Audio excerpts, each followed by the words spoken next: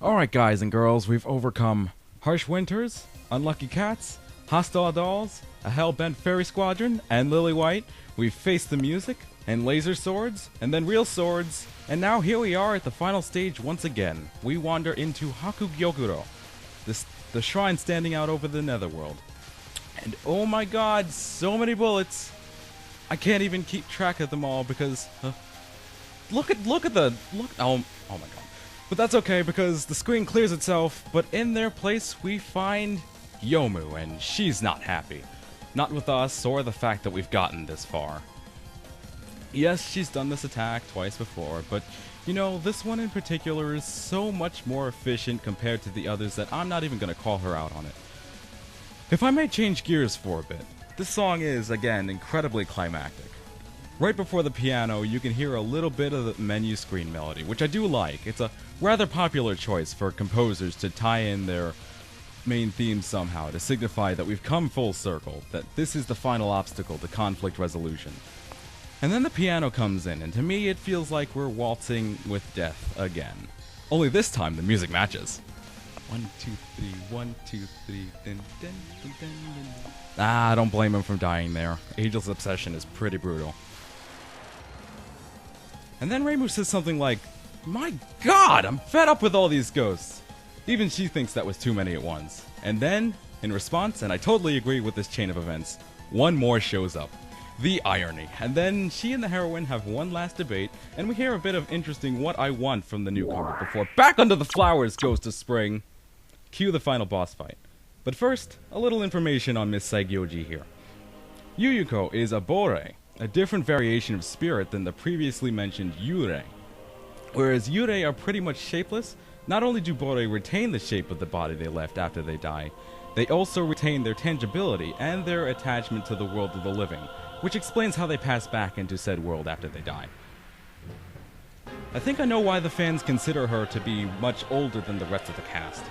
It's because of first impressions. You see a tall, mature-looking princess, a ghost no less, and you kind of just expect her to be past her adolescence already. However, this is not entirely true. Way back when Yuyuko was still alive way back when, she only really had a much more minor ability, one to manipulate spirits, and it eventually developed into being able to invoke death. This terrified her, and she ended up taking her own life not too long afterward. Even after this, and completely forgetting about when she was alive, she doesn't use it recklessly, if at all. So how I see it, and of course I could be wrong because not too much detail is given here either, is she actually died around what could be her late adolescence, around the same age as the main characters. It's like Tikal from Sonic Adventure. You know, the echidna spirit who died when she was only 14 because she gave her life to seal away chaos, but I'm getting off track a little bit.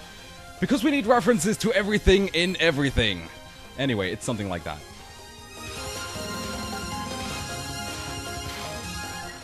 Yuyuko was actually the one who ordered Yomu to go around collecting the spring essence from Gensokyo. And Yomu, being the servant in this relationship, sound familiar? Humbly obliged and went about her work. And what, you ask, would Yuyuko need an entire season for? The answer lies behind her. Take a look at the background, and you'll see a ridiculously, and that's putting it very mildly, ridiculously large cherry blossom tree named the Saigyo Ayakashi. Yuyuko wants to make this tree bloom, because in doing so, she will also undo a previously placed seal on the tree and, quote, "a certain someone will be revived," end quote. Keep in mind at this point, that even though she said it like that, she has absolutely no idea who it is. Curiosity killed the cat, but this cat's already dead. Something to think about.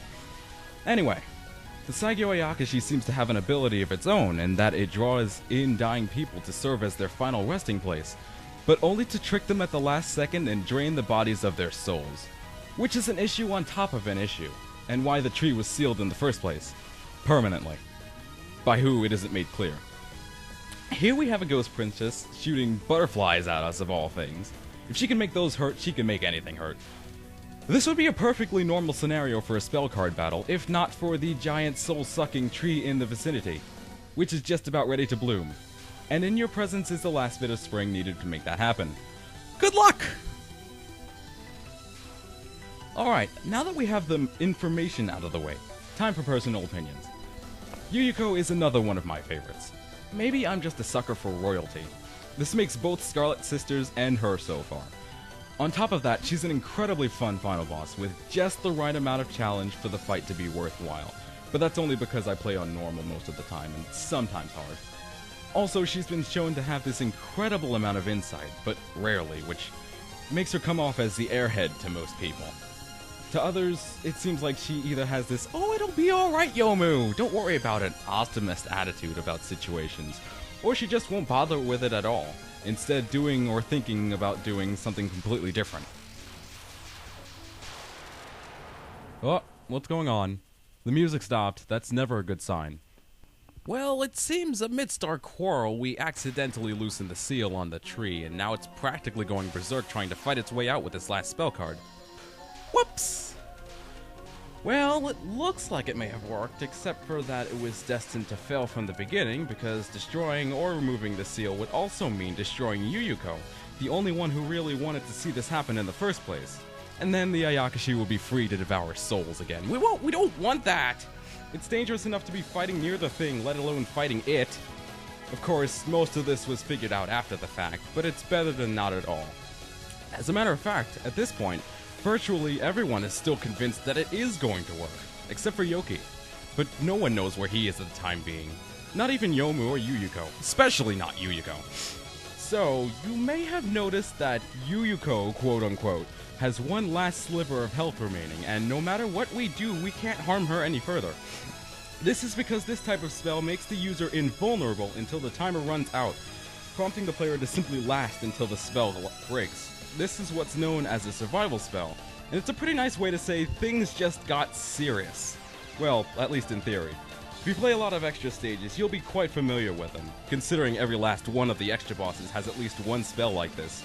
Like Flander and her "will there be then will there be none" card. And at last, Yuyuko is defeated! Rejoice! For we have our spring back! And if you don't like spring, well, blame Reimu. That seems to work most of the time.